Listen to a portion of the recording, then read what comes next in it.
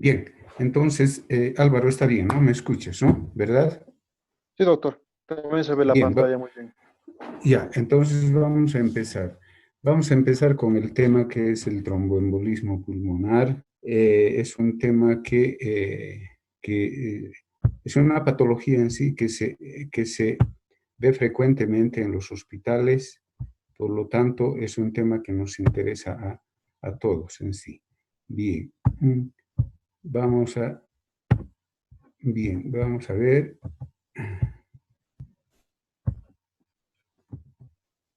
Bien, como definición podemos decir que es la obstrucción.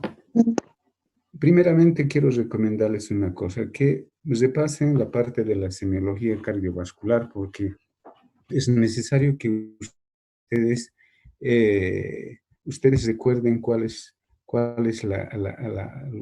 son los síntomas, los signos, eh, el concepto de síntoma, el concepto de signo, porque hay muchos alumnos que no saben lo que es un síntoma, lo que es un signo.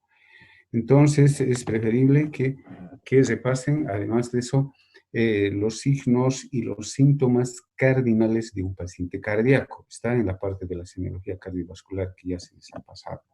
Entonces, eso es importante para que ustedes puedan comprender los siguientes temas, porque ya estamos en clínica, no estamos, digamos, en semiología ni en fisiología, ya es la parte, ¿cómo se llama? La parte clínica, como les digo, donde ustedes tienen que dominar ya esos términos, ¿verdad?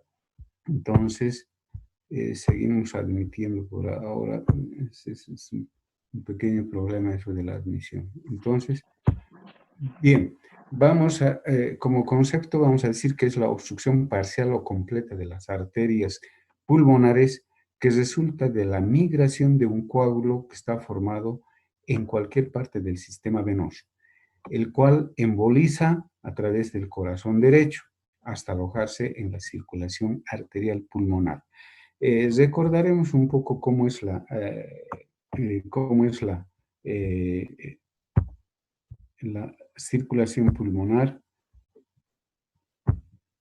Recordaremos que el sistema venoso de la circulación pulmonar lleva la sangre oxigenada. En cambio, el sistema arterial a nivel pulmonar, pues el sistema arterial lleva la sangre no oxigenada. Y sucede todo lo contrario en el sistema vascular periférico o general. En el sistema vascular periférico, ustedes saben que las arterias llevan la sangre oxigenada y las venas retornan con la sangre no oxigenada. Entonces, eso es muy importante que ustedes tomen en cuenta a nivel del sistema circulatorio pulmonar. Bien, hemos dicho que como definición es la obstrucción parcial o completa de las arterias pulmonares que resulta de la migración de un coágulo, pero no solamente es un coágulo el que produce la obstrucción, puede ser también un émbolo séptico o también un émbolo o un coágulo, no un coágulo, sino un émbolo que esté formado por colesterol, por triglicéridos que van a ir justamente a obstruir una de las arterias, ya sea las arterias de grueso calibre, de mediano calibre o de pequeño calibre. Bien.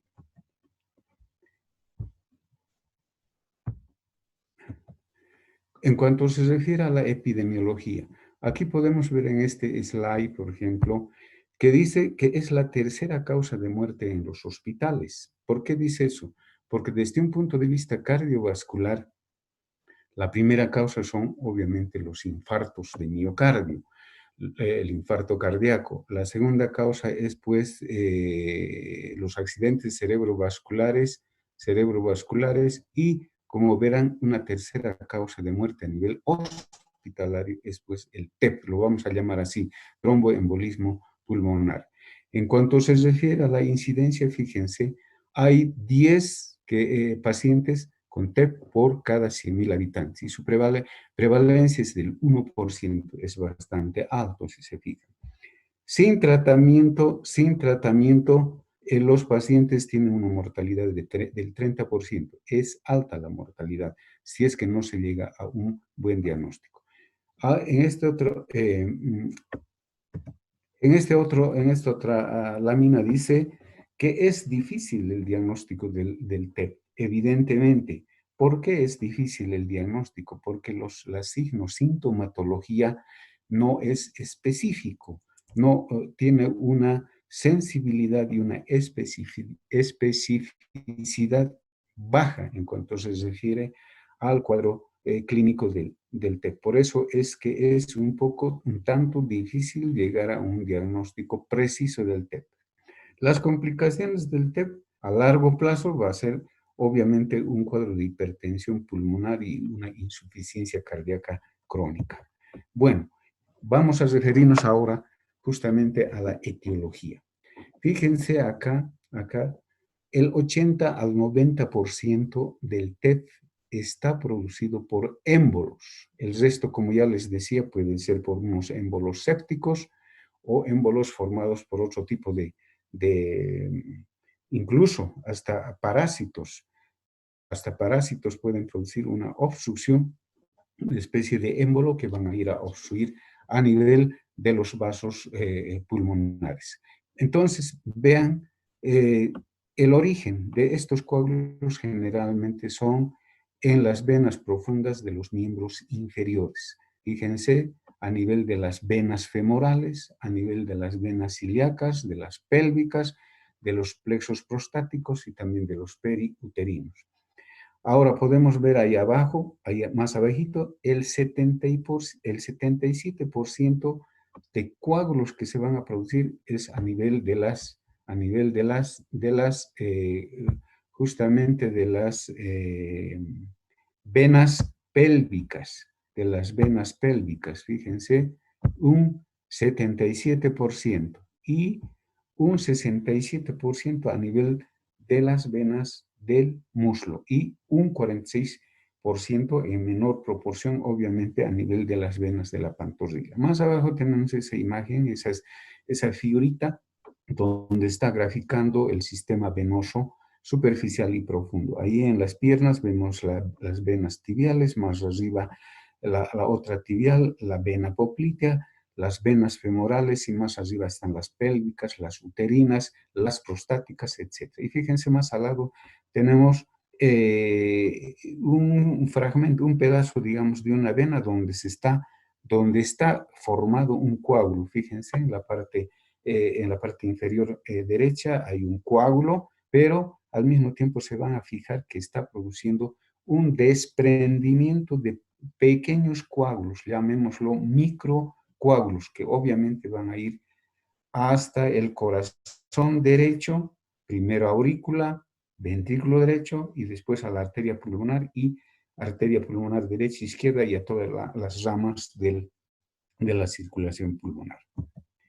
Bien, este cuadrito se van a memorizar porque aquí nos está indicando fisiopatológicamente la formación del coágulo sanguíneo. Aquí vemos lo que se denomina la tríada de Virchow. Ustedes tal vez ya lo han llevado en fisiopatología, en fisiología, en alguna de las materias. Pero aquí nos interesa ¿por qué? Porque existen tres importantes factores para la formación de un coágulo sanguíneo. Primero, está el éstasis sanguíneo. ¿Qué significa eso? Que hay un enlentecimiento en el retorno sanguíneo venoso. Disminuye la velocidad sanguínea y ese es un factor para que se pueda formar coágulos a nivel de los miembros inferiores. Luego tenemos el otro factor que es la lesión endotelial. A nivel de los vasos sanguíneos sabemos perfectamente que tienen tres, se tienen las capas del endotelio y la parte interna, en la parte interna justamente está el endotelio. Y un poco cabe mencionar en este capítulo, por ejemplo, los pacientes que actualmente estamos con ese problema de la pandemia, del coronavirus, ¿qué es lo que hacen? Ustedes saben perfectamente que los pacientes mueren, muchos pacientes mueren por trombosis, por tromboembolismo pulmonar. ¿Por qué? porque justamente produce lesión a nivel de los vasos pulmonares, a nivel del endotelio de los vasos pulmonares, entonces, lo cual va a provocar justamente la formación de coágulos y por lo tanto se produce la trombosis a nivel de los vasos venosos y el TEP, obviamente. Y el otro factor importante son los estados de hipercoagulabilidad. ¿Qué significa eso? Que se altera la coagulación. Y aquí el que participa principalmente son pues las plaquetas. Hay una trombocitosis, es decir, que aumenta el número de las plaquetas. Recordaremos que el número de las plaquetas es de 350.000 a 450.000 por milímetro cúbico, pero en este caso pueden estar 600.000, 700.000, 1.000.000 de plaquetas por milímetro cúbico. Entonces hay alteración. Fíjense, esta tríada de Virchow es importante para la formación de coágulos. Por lo tanto, esta formación de coágulos es un factor de riesgo, obviamente, para que se produzca pues, el TEF. Como verán, ahí tenemos el TEP secundario. Secundario significa justamente a la migración, a la formación de estos coágulos, en un 80%. Y el TEF idiopático, es decir, el TEF primario en este caso, solamente está ¿cómo se llama? En un 20%. Entonces, el TEP secundario, como verán, está en mayor proporción. Bien, entonces, fíjense, esta tríada es muy importante. Algo que quiero mencionar a los estudiantes, a los alumnos, es de que en las clases que se da, justamente se llega a completar con algunas cosas que no están en los slides. Y lo mismo se hace en las clases presenciales. Completar justamente con otras cosas que no está en los slides. Y muchas veces preguntamos en los exámenes de las cosas que hemos mencionado solamente en la clase. Entonces, eso quiero que tomen en cuenta. Vamos a ir...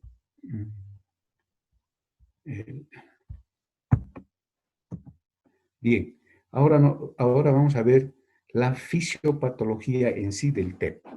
Hemos dicho que debe haber la formación de un trombo, de un coágulo. Ahí está la tríada de Virchow, la lesión endotelial, la alteración del flujo sanguíneo y la hipercoagulabilidad. Entonces, eso va a provocar la formación de los trombos. Pero no solamente son trombos, pero puede haber pequeños fragmentos, como hemos visto en la lámina anterior, donde hay desprendimiento de microcoágulos. Lo cual, esta formación de trombos en extremidades inferiores va a producir una trombosis venosa profunda. Bueno, una vez que está formado el coágulo, puede migrar, hemos dicho, y es transportado a través de los vasos sanguíneos hacia el lado derecho del corazón, aurícula, ventrículo derecho y arteria pulmonar. Entonces, puede quedar atrapado ese coágulo o puede ir a obstruir de acuerdo al tamaño de ese émbolo, de ese coágulo, puede ir a obstruir a vasos de grueso calibre, a vasos de mediano calibre y a vasos de pequeño calibre.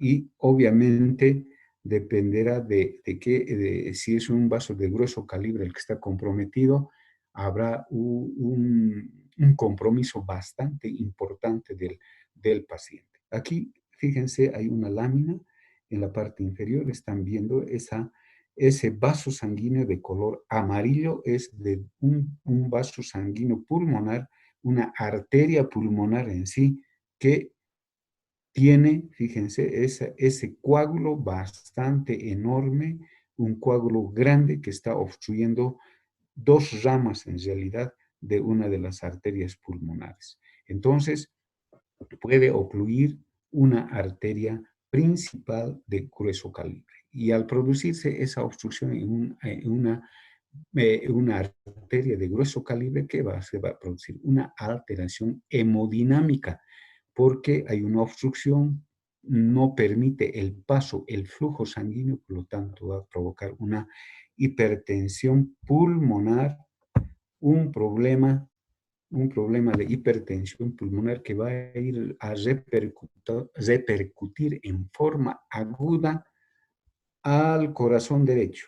Va a provocar una insuficiencia cardíaca derecha, como dice ahí eh,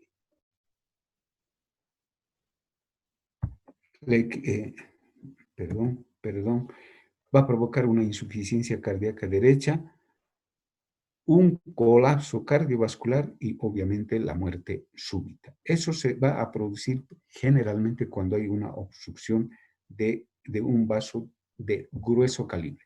Puede haber una obstrucción de un vaso de mediano calibre, que fíjense ese dibujito, ese slide, ese dibujito donde están los campos pulmonares, y una obstrucción de un vaso de mediano calibre pues va a provocar una zona isquémica extensa y puede provocar el infarto pulmonar.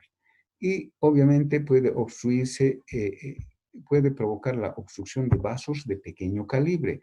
En ese caso, la clínica no va a ser tan importante, pero va a haber clínica, va a haber perturbación de la ventilación pulmonar y puede provocar también una isquemia y pequeños infartos. No solamente puede ser un coágulo el que pueda obstruir el sistema venoso pulmonar, sino puede haber múltiples embolias, pequeños coágulos, microcoágulos que también van a ir a obstruir generalmente la parte periférica de los campos pulmonares.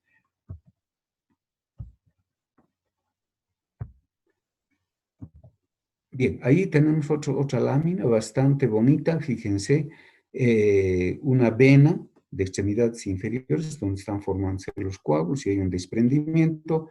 Esos coágulos van a ir a la vena cava inferior, fíjense, llega a la aurícula derecha, luego al ventrículo derecho y finalmente pasa a la arteria pulmonar, y de la arteria pulmonar puede ir a la arteria pulmonar izquierda o a la derecha. En este caso está yendo a la arteria pulmonar izquierda ese coágulo.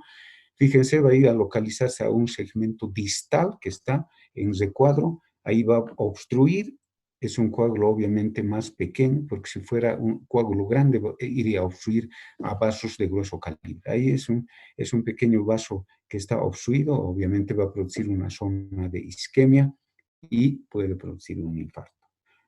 Quiero recordarles que si es que se cumple el tiempo, se va a borrar la pantalla, me voy a comunicar con Álvaro para ponernos de acuerdo para mañana la hora. Entonces no se extrañe que cuando se cumple el tiempo del Zoom, se va a borrar y mañana no hay problema, vamos a continuar nomás. Bien, hay factores de riesgo para que se produzca pues el TEF, el tromboembolismo pulmonar. Fíjense, hay varios factores de riesgo. Uno de esos es, por ejemplo, la insuficiencia cardíaca congestiva. ¿Por qué insuficiencia cardíaca? Porque hay cardiomegalia. Y ustedes saben que cuando hay cardiomegalia, un crecimiento de las cavidades ventriculares, puede haber formación de microcoágulos en esas cavidades ventriculares. Luego, otro factor importante es la lesión por traumatismos, concretamente las fracturas de huesos largos. Uno, la pelvis, y otro de los huesos largos. Llámese fémur, llámese tibia, peroné, son factores de riesgo que van a provocar, que pueden llegar a provocar desprendimiento de coágulos y obviamente van a producir el TEP. El uso de anticonceptivos. Muchas mujeres, generalmente las jóvenes, utilizan los anticonceptivos que van a alterar justamente los problemas de alterar la coagulación, van a producir coágulos en ese sentido. También las personas mayores de 40 años, las personas, ustedes saben que ya tienen problemas de circulación periférica, tienen varices, tienen otros factores como la aterosclerosis, diabetes, etc. Entonces, personas mayores de 40 años también. La inmovilización prolongada de más de 4 días. Hay muchos pacientes que son sometidos a cirugía, ustedes saben, y los cirujanos o los traumatólogos a veces los tienen una semana sin moverse. Es un factor porque eso va a condicionar a que en las extremidades inferiores se van a producir coágulos y se va a producir un tromboembolismo. El parto, el puerperio también puede producir desprendimientos de coágulos.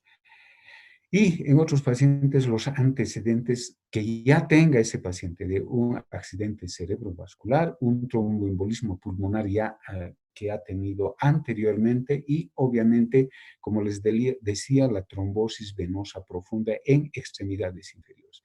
¿Y por qué no? El factor más importante son las cirugías ortopédicas, fracturas de cadera, fracturas de fémur, que son factores de riesgo, y también cirugía abdominal y cirugía neurológica. ¿Por qué? Porque hay cirugías mayores, cirugía mayor, cirugía mediana y cirugía pequeña. En este caso vamos a hablar de cirugía mayor en realidad.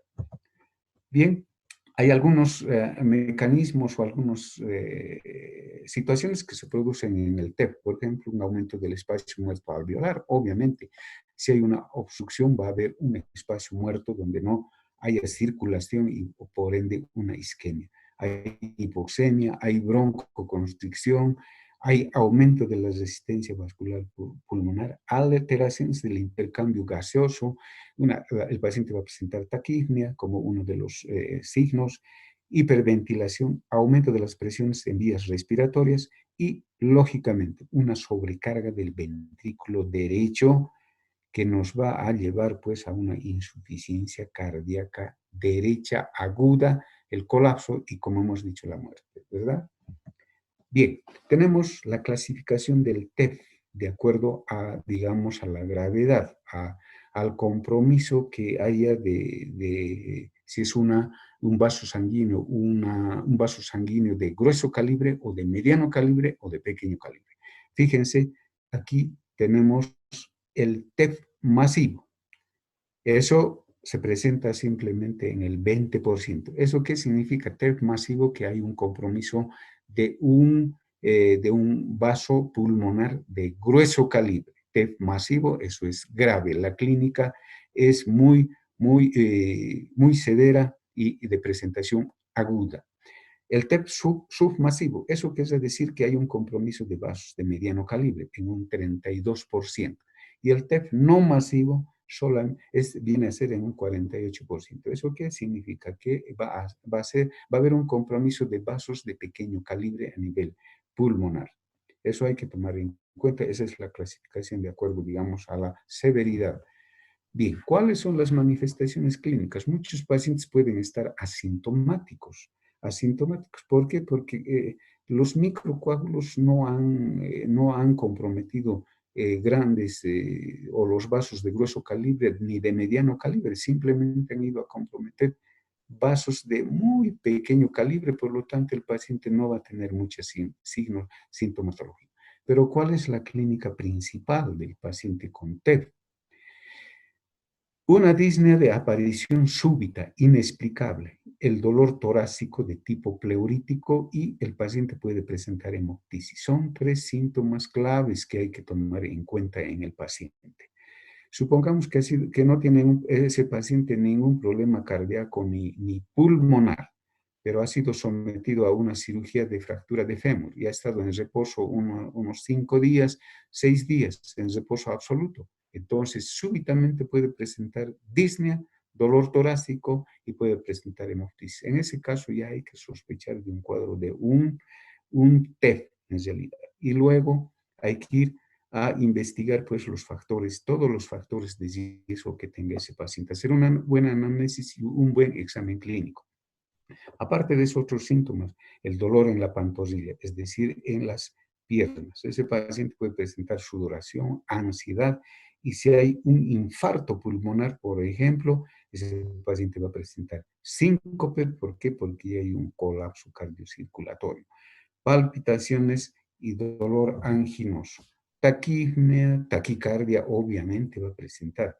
Y una cosa importante a la auscultación es que vamos a tener un aumento del segundo ruido en foco pulmonar. Y también vamos a tener la presencia de estertores a nivel de campos pulmonares. Y haciendo el examen, obviamente, si ese paciente tiene trombosis venosa profunda en una de las extremidades, porque el edema se va a presentar ahí unilateralmente, no es bilateral el edema que se presenta en la trombosis venosa profunda. Y puede presentar también un roce pleural y, como ven en la imagen, hay una presentación de cianosis a nivel central y también a nivel periférico. Álvaro, ¿está bien el audio? Quiero saber en este momento.